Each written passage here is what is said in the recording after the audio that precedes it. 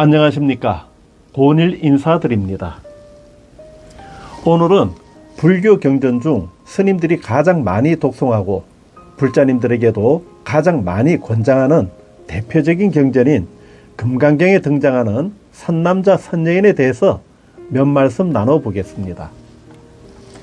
금강경은 불교 경전 가운데 가장 널리 독송되고 연구되는 대성경전 중 하나로 출가자와 제가자 모두에게 일상의 삶에서 복덕과 지혜를 길러주는 경전입니다.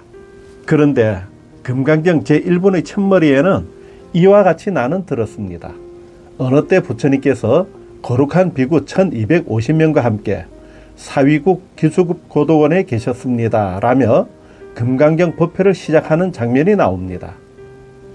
이 구절은 대성경전에서 법회가 시작되는 전형적인 구도이며 금강경 역시 기원정사에서 1250명의 대비구, 즉 출가한 스님들이 부처님 곁에 모여서 설법을 듣는 장면으로 시작되고 있습니다. 그런데 이어지는 금강경 제2분에서 수부리존자는 세존이시여 열애께서는 보살들을 잘 보호해 주시며 보살들을 잘 격려해 주십니다. 세존이시여 가장 높고 바른 깨달음을 얻고자 하는 선남자 선여인이 어떻게 살아야 하며 어떻게 그 마음을 다스려야 합니까? 하며 부처님에게 질문을 합니다. 앞에서 예시로 표현한 금강경의 내용은 조계종 표준 우리말 금강경을 참고하였습니다. 여기서 금강경 법회의 중요한 전환이 일어납니다. 법회의 청중은 출가한 스님들임에도 불구하고 수부리존자의 질문 속에는 선남자 선여인이라는 표현이 등장하게 되는 것입니다. 이와 같은 상황은 금강경을 이해하는 데 있어서 본질적인 의문을 제기하게 됩니다. 아니, 법문을 듣고 있는 건 스님들 뿐인데 수부리존자는 왜 갑자기 선남자와 선여인의 신행에 대한 질문을 하는 것일까요? 오늘 법회에서는 이 질문을 따라가며 우리 불자님들에게 또 현대를 사는 우리들에게 어떤 의미를 지니게 하는지 살펴보겠습니다. 우리는 먼저 금강경이 편찬되던 시기의 불교 교단 상황을 이해할 필요가 있습니다. 금강경은 널리 알려져 있듯이 대성경전입니다. 대성경전은 일반적으로 부처님의 열반 이후 약 1세기에서 2세기 무렵부터 형성되기 시작한 것으로 추정되고 있습니다. 이 시기에 등장한 대성경전들은 초기 불교 교단이 지닌 출가자 중심의 성격을 넘어서 보다 폭넓은 대중에게 다가가고자 하는 불교 교단 내부의 새로운 흐름을 반영하게 되었습니다. 특히 대성경전은 깨달음의 가능성을 출가 수행자인 스님들에게만 국한하지 않았습니다. 제가불자, 곧 남녀노소와 빈부귀천을 막론하고 부처님의 가르침을 따르는 모든 이들에게 열려있음을 분명히 하였습니다. 이는 불교가 지닌 보편성과 평등성을 전면에 드러낸 사상적 전환이 되었습니다. 부처님 당시의 불교 교단은 수행을 위해 부모님과 가족 그리고 세속의 집을 떠난 이들로 이루어져 있었습니다.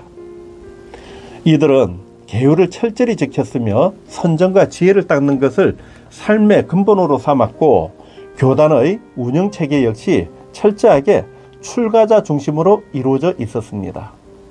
그래서 초기의 경전은 출가한 수행자, 즉 스님들을 대상으로 대부분 설해졌습니다. 이러한 까닭에 대성경전의 서두에 나오는 1250명의 스님들은 단순한 수적 집합이 아니라 부처님의 설법이 이루어졌을 때는 매우 권위 있는 장엄한 법 속에서 행해졌음을 상징적으로 보여주는 장면이기도 합니다. 그런데 수부리존자는 왜 금강경에서 선남자 선여인을 등장시켰을까요? 이 지점에서 우리는 대성불교의 의도를 엿볼 수 있습니다. 선남자 선여인은 단순한 남녀의 성별이나 성속의 구분을 넘어서 스님이든 제가 남녀의 누구든 보살의 길, 즉 깨달음의 세계에 들어갈 수 있다는 상징적 표현입니다. 즉 대성불교를 대표하는 금강경은 출가자만의 수행 지침서가 아니라 보리심을 일으킨 모든 이들을 대상으로 한 경전임을 드러내고 있는 것입니다. 출가 수행자들은 이미 철저한 계율과 공동체 속에서 정진하는 사람들이었습니다. 그러나 세상 속에서 살아가는 심신 깊은 재가불자인 선남자와 선여인, 즉 부모 형제를 여의고 삭발하고 출가하지는 않았지만 장사꾼이나 농부, 어부와 같이 믿음과 서원을 지닌 불자라면 누구나 공덕과 복덕을 쌓고 궁극적으로는 지혜와 자비의 길, 곧 부처가 될 수 있다는 메시지를 금강경은 분명히 제시하고 있는 것입니다.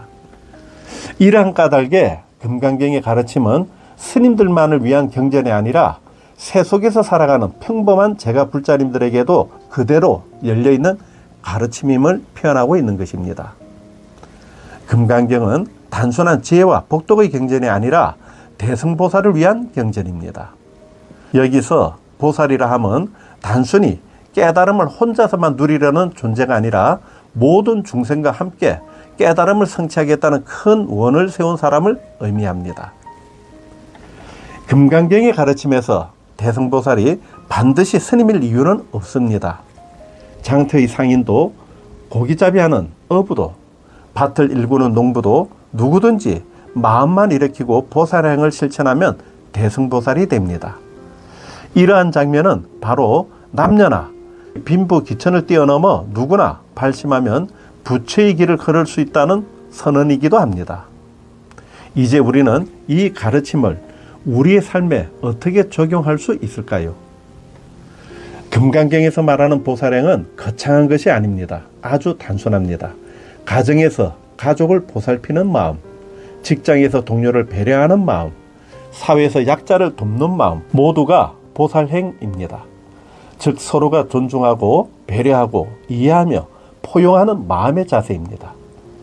내가 깨닫는 것만이 목적이 아니라 함께 가겠다는 마음, 내 행복만이 아니라 남의 고통도 함께 바라보겠다는 마음, 이게 바로 보살행입니다.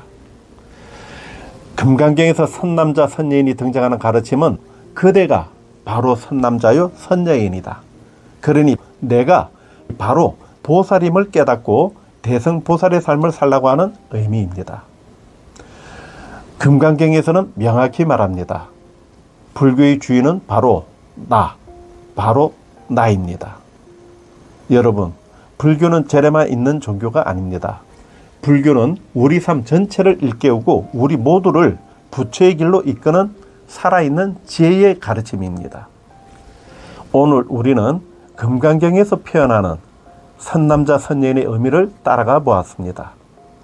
처음에는 단순히 듣는 이가 누구인지에 대한 질문이었지만 깊이 들어가 보면 선남자 선여인은 불교의 본질, 즉 모든 중생에게 열린 깨달음의 길을 드러내는 장치였습니다. 소설 금강경 법회 수불이 회상에서는 선남자 선여인을 바르고 어진 불자라고 의역하였습니다. 감사합니다. 일상의 삶에서 불보살님의 가피와 영음으로 지혜와 복력 가득한 선남자 선여인으로 살아가시길 축원드립니다. 나무아미타불 관세음보살 지장보살 마하살.